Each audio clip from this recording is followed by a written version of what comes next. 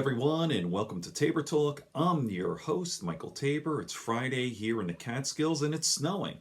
Terrific. All right, so getting right into this. I just finished this morning listening to Joe Rogan's two last podcasts. One with Greg Fitzsimmons, who's a fellow comedian. He's been on Joe. He's a good friend of Joe Rogan's, and he's been on a number of times with Joe Rogan, and he is one of my favorite guests. He's really smart, he's really funny, and the stuff they touch on was just a blast. I loved it. About 2.5 hours, and I just finished up on his last one. Here it is. I'm sorry, I don't have a contact in, so I'm putting the phone really close. It was Ben Westhoff. It's about 2 hours, and they were talking about the whole opiate problem, and specifically really fentanyl, but they get into it. Really great, interesting podcast. You know what? I've been listening to Joe since the beginning. December 24th, 2009 was his very first podcast, so it's coming up on 10 years. And, you know, I've listened to every single one of Joe's podcasts. And yes, I probably know him better than he knows himself. I know the fucking guy. And does he get tiresome? I mean, that's a criticism if you listen to all the time. I guess some of his stories, repeats his stories, and sometimes he acts a little dopey when he has some, scientists on. It goes over his head, or yeah. But for the most, but you know what? That show still.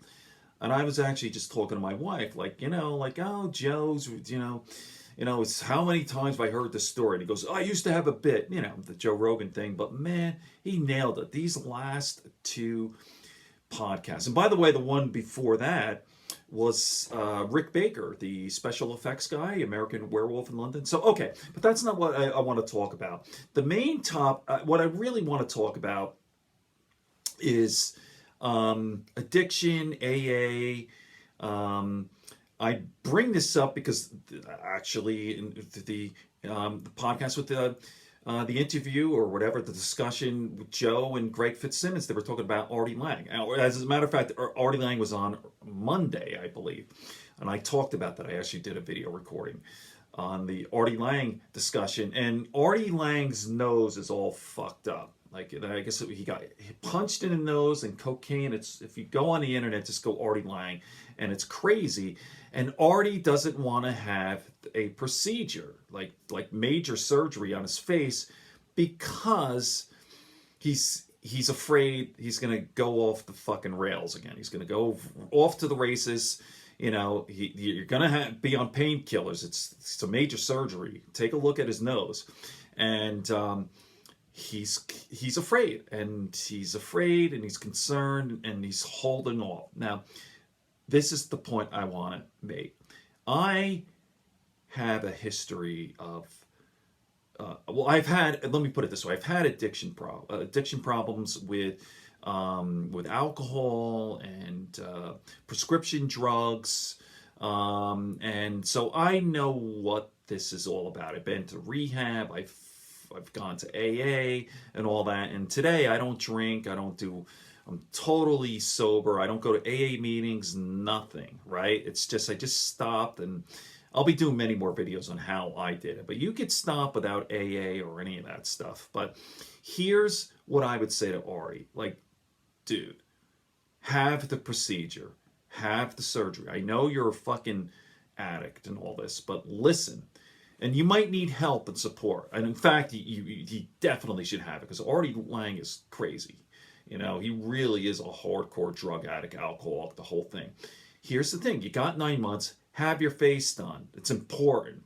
All right? Go on the painkillers. And then just, this time, you know what it's like? Stop.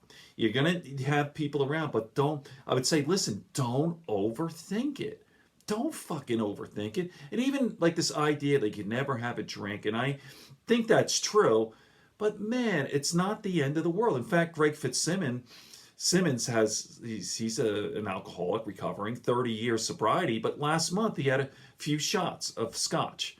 A mutual friend died, and it was I had it, and then listen, it's not wise, not a good idea, but listen, don't over fucking think it.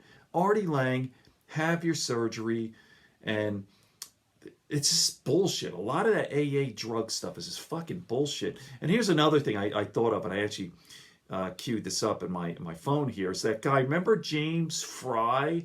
Early 2000s, he came out with a book, A Million Little Pieces. And at that time, I was active. I was drinking and taking Xanax and Percocets, and I was trying to quit myself. And I read this book, James Fry, A Million Little Pieces, was huge, right? He went to Hazleton, and it's like this great book. I read it. I was so blown away. And then it turned out a lot of it was made up. But anyway, there's a part in the book where he has to have some dental procedures, right? And it's like major dental shit. Like he hurt his jaw or something, if I remember correctly. And this is bullshit, man. Because he had the procedure without anesthesia. I'm like, get the fuck out of here. But there's a whole chapter, and it's very intense. So not only did he not get painkillers afterwards, he had fucking major dental work without anesthesia. Come on, man. And I'm like, listen, I'm telling you, what the point is, to Artie Lange, have your nose fixed. Take the painkillers and stop. Just understand before you go in. This is what's going to happen. You're going to have the surgery. You're going to be on painkillers like a normal person for 7 days. That's it. And wean off. And then have people around you. Like, I want to get heroin? No. Okay. So there you go.